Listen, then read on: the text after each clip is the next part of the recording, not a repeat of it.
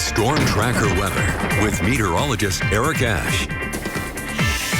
The big picture is high pressure is still swinging some moisture and warm air from the southwest into our region, into our state here, and that's the reason for thunderstorm development over the past couple of days. So this goes back to yesterday. We've had a lot of activity develop, a lot of storms and showers develop all across the state, but especially across the south and the central mountains, and then moving in the northeasterly manner as the day went on into the evening time. And then what we're ending up with right now is remnants of that activity, pretty much Cokeville and eastward in Wyoming. And because of that, this model begins with that activity down there. So we're going to go with this model right here for what to expect for today. A lot of activity across the central mountains, the Centennials, the southeast highlands, and the eastern highlands. Also, the Snake River Plain will still get its fair share of showers and cloud coverage and some isolated storms as well. Not widespread on the Snake River Plain. Most activity is going to be a little bit more northerly and a little bit more in higher terrain for today, early afternoon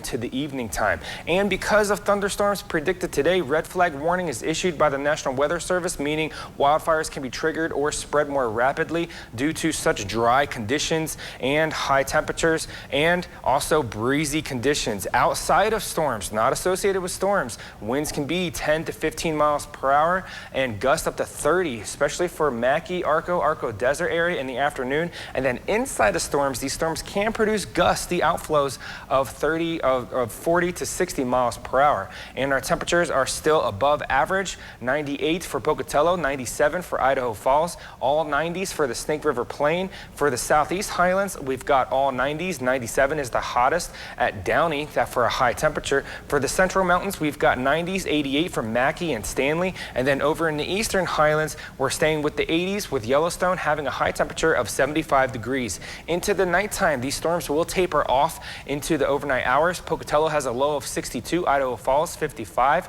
Moving on to the southeast highlands, storms will taper off, a little bit lingering for the thunderstorm and shower activity for the southeast highlands, eastern highlands, northeast Idaho area, central mountains as well. Temperatures in the 50s, Leadore and Stanley in the 40s, Stanley at 41 degrees. For the eastern highlands, temperatures in the 40s with Driggs and Du Bois in the lower part of the 50s for minimum temperatures. Here's your southeast Idaho Chevy dealer 7-day forecast.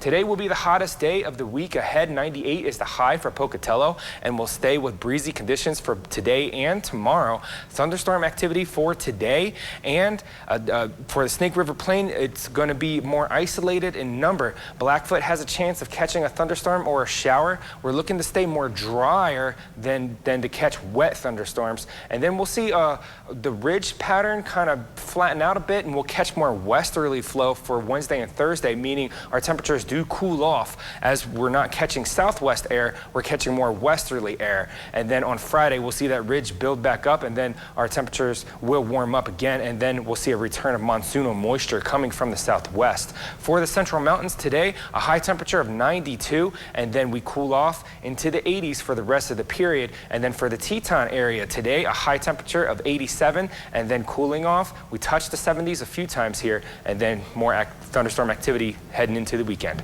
Back to you, Deanne.